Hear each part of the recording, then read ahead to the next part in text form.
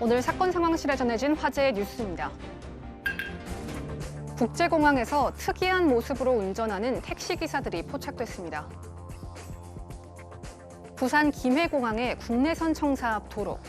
손님을 태우기 위한 택시들이 줄지어 서 있는데요. 그때 차 문을 활짝 열고 몸을 반만 걸친 채 운전하는 택시가 나타납니다. 그 상태로 속도를 내어 앞쪽으로 바짝 따라붙는 택시. 심지어 기름을 아낀다며 시동을 끈 채 움직이는 차도 보이는데요.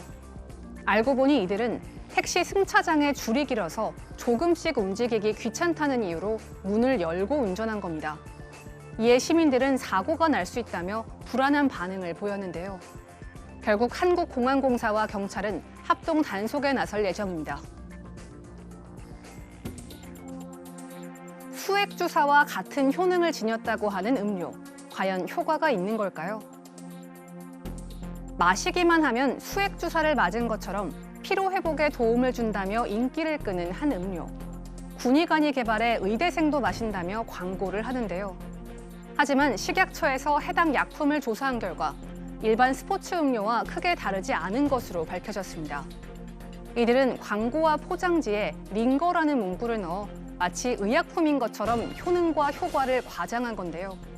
심지어 만병통치약이라고 광고하면서 약효가 전혀 없는 규소가 포함된 물을 판매한 업체도 있었습니다.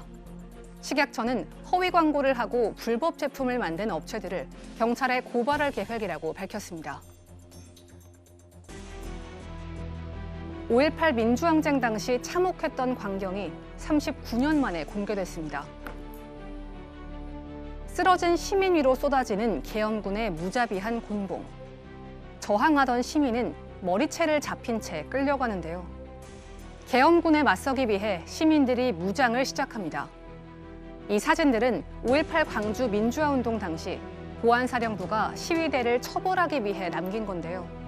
그에 맞게 사진 밑에 붙은 이름에는 시민들을 폭도라고 규정하며 설명하고 있습니다. 보안사령부의 후신인 군사안보지원사령부가 보관 중이던 사진 1,700여 장이 39년 만에 처음으로 공개된 건데요. 군이 증거를 위해 수집한 사진들이지만 이제는 5.18 진상규명을 위해 적극 활용될 것으로 보입니다. 여성을 집단으로 성폭행하고 동의 없이 성관계 동영상을 촬영해 유포한 혐의를 받는 가수 정준영 씨와 최종훈 씨 등에 대한 공판 기일이 열렸습니다. 검찰은 특수 중간간 혐의를 받는 5명 모두에 대해 5년간의 보호관찰 명령을 청구했습니다. 검찰은 이들이 재판에서 혐의를 부인하고 반성하지 않고 있다고 했는데요. 또한 이들이 성범죄를 다시 저지를 가능성이 충분히 인정돼 보호관찰 명령이 필요하다고 설명했습니다. 최후 변론에서 정준영 씨는 반성하며 살아가겠다고 했으며 최종훈 씨 역시 앞으로도 참회하는 마음으로 살겠다고 말했습니다. 이들에 대한 1심 선고는 오는 29일에 있을 예정입니다. 정준영과 관련된 오늘 원래 선고가 예정돼 있었는데 연기가 됐나 보군요. 1심 선고가 연기된 이유가 뭔가요? 원래 오늘 지난 22일에 검찰이 보호관찰 명령을 청구를 했어요. 네. 이 보호관찰 명령이라는 게 뭐냐면 수감 생활이 끝나고 나온 다음에 이들 같은 경우는 5년입니다. 5년간 보호관찰관의 그 책임하에 보호 관찰을 받는 거예요. 꾸준히 네네네. 이제 그런 처분인데 5년간 좀 해달라고 이제 청구를 했는데 이게 보호 관찰소에서 이 조사를 해가지고 그 결과를 송부를 좀 해줘야 되거든요. 네. 근데 그게 늦어졌다는 게 검찰의 설명입니다. 그래서 29일 아마 이 보호 관찰 명령 관련된 이게 부수처분이라고 하거든요. 네. 부수처분 심리만 살펴보면 되기 때문에. 아마 바로 그게 될 것 같습니다. 그러니까 보관찰이라는 게 5년 동안이라고 하는 것은 재발 방지, 범죄 그렇습니다. 재발 방지로 해서 어떻게 보면 감시하는 거라고 봐야 되나요? 그렇습니다. 이게 네. 나가서 또 할수 반복해서 재범을 할 우려가 있다는 거죠. 그러니까 보관찰 명령에 대해서 변호인 측이 강하게 반발을 했다고 하죠. 네, 보호관찰 등에 관한 법률이 있어요. 이 예. 법률을 보면 결국 목적이 이제 재범 방지입니다. 그리고 또 재범을 방지하고 또 그 과정에서 지도 또는 뭐 이제 도움을 주는 원호 등도 이제 그 사유가 되는데요. 또 정준영 피고인의 변호인은 깊이 반성하고 있고 재범의 가능성이 없다는 주장을 했습니다. 또 최정훈 피고인의 변호인 역시 아니 성범죄 전력도 없고 또 구체적으로 지금 일부 무죄를 지금 주장하는 상황에서 뭐 단순 호응이나 동조에 불과한데 재범이라는 것은 상상할 수 없다라면서 이 보호관찰 명령 청구에 대해서 강력하게 반발했습니다. 예. 그리고 또 앞서 제가 뭐 자료 화면에 좀 보여드렸는데 김해 국제공항이 좀 논란이 되고 있는데 왜 그러냐면 택시 기사들의 행태가 문제가 있어 보이는군요. 자, 김해 국제공항입니다. 저희도 외국에 많이 나가지만 공항에 내려서 제일 먼저 보게 되는 그 나라의 질서가 어쩌면 택시예요.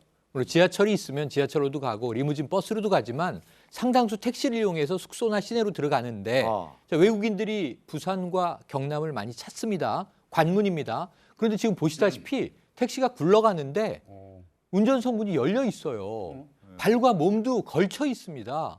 저렇게 운전하는 거 해외 어디서 보셨습니까? 예. 근데 저게 귀찮아서 그런 거라는 거예요. 지금 시동 끄고 발로 밀기도 합니다. 여기 경사가 있겠죠. 지금 도로 한복판에서 제기차기 하고 놉니다. 예. 그리고 이제 줄담배를 피우는 모습도 여기저기서 보이는데 아니 흡연실이 국제공항에 있는데 왜 스모킹 에어리어로 안 가시느냐. 젊은 친구들하고 맞담배 피기 싫다. 나는 그냥 밖에서 피겠다.